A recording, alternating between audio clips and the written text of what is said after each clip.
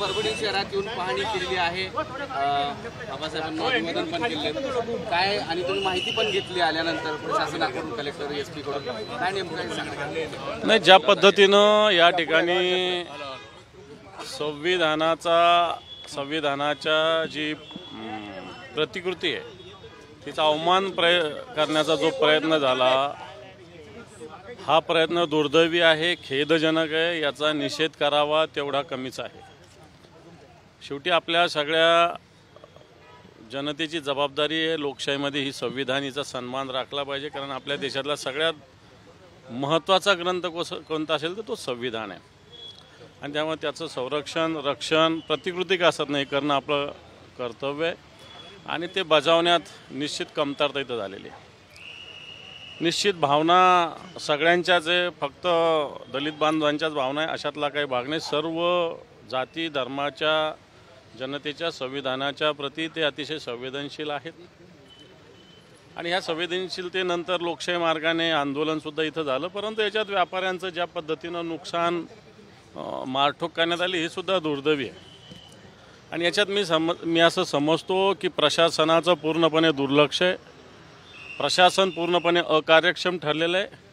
अशी घटना घडल्यानंतर ताबडतोब या ठिकाणी विशेष कृती दल यायला पाहिजे होतं, कुठून तरी माग व्हायला पाहिजे होतं जर परभणीत नसेल तर, आणि नंतर जो काही मोर्चा बंद जो आहे तो शांततामय मार्गाने व्हायला पाहिजे होता, पण तो प्रशासनाच्या अकार्यक्षमतेमुळं परभणीवासियांना नाहक मोठ्या संकटाला सामोरं जावं लागलं। मी आज या सगळ्या माध्यमातून माझ्यासोबत सगळे लोकप्रतिनिधी, सगळे पदाधिकारी, अधिकारी आहेत।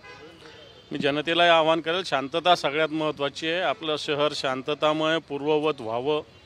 व्यापाऱ्यांचं नुकसानासाठी सुद्धा निश्चित सरकार दरबारी आम्ही प्रयत्न करू, आणि ज्या भावना दुखावलेल्या आहेत त्या भावनांचा सन्मान करत मला वाटतं शांतता हेच सगळ्या प्रश्नाला उत्तर आहे असं मला वाटतं, आणि त्या पद्धतीनं जनतेनं प्रतिसाद दिला पाहिजे। मनसुबीला कारणीभूत SP आणि कलेक्टर आहेत असं व्यापाऱ्यांचं म्हणणं आहे, आणि त्या व्यापाऱ्यांची अशी भूमिका आहे की त्यांची तातडीने बदली केली जावी। हे पण SP आणि कलेक्टर हे जरी व्यक्ती असले तरी यांना कुठून तरी काहीतरी आदेश घ्यावा लागतो, कारण SP इमिजिएट काही गोष्ट पावले उचलू शकत नाही, कलेक्टरसुद्धा इमिजिएट काही पावलं त्यांचे हात बांधलेले असावेत वरच्या कोणाच्या तरी आदेशामुळं असं मला वाटतं। म्हणून प्रशासनाची बेपरवाही याच्यात निश्चित कारणीभूत आहे, आणि प्रशासनावर कठोर कारवाई व्हावी। भाजपच्या आमदार मेघना बोर्डीकर यांनी थेट 2 खासदारांवर बोट दाखवलेला आहे की खासदार फौजिया खान आणि बंडू जाधव यांच्यामुळेच ही परिस्थिती उद्भवलेली आहे। त्यांचे स्टेटमेंट कुठली माहिती न घेता स्टेटमेंट केल्यामुळं हे सगळं घडलेलं आहे। मला असं वाटतं मी अशा व्यक्तिगत राजकीय आरोपात जाणार नाही।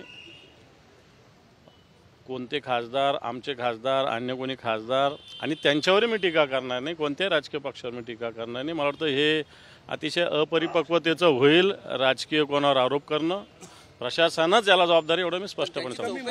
अशी मागणी केली त्यांनी, त्यांची चौकशी करा, कोणाची? दोन्ही खासदाराची चौकशी। मला असं वाटतं खासदारांचा काय संबंध येत असतो त्याच्यात? खासदार दिल्लीमध्ये बसलेले आहेत, चौकशी करायची तर इथल्या प्रशासनाची झाली पाहिजे, प्रशासनाने वेळ का लावली त्याची झाली पाहिजे।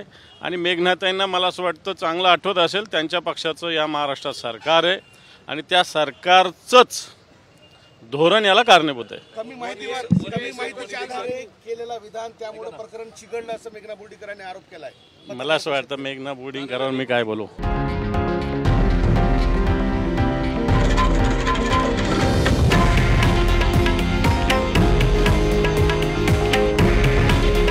हे आहे देशातील नंबर 1 न्यूज नेटवर्क, आणि आपण पाहत आहात TV9 मराठी। काळजी तुमची, हित महाराष्ट्राचं।